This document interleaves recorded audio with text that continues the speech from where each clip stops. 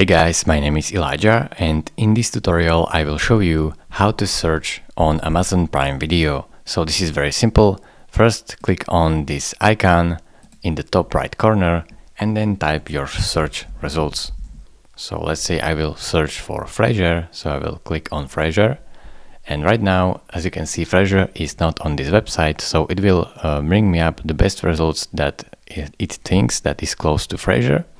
And down it will give you more to explore.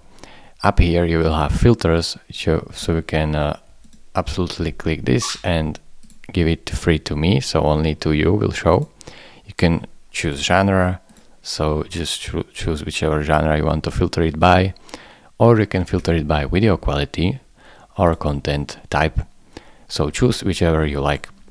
Thank you very much for watching. If this video was helpful to you, consider subscribing and liking this video, and I will see you in the next tutorial. Bye bye.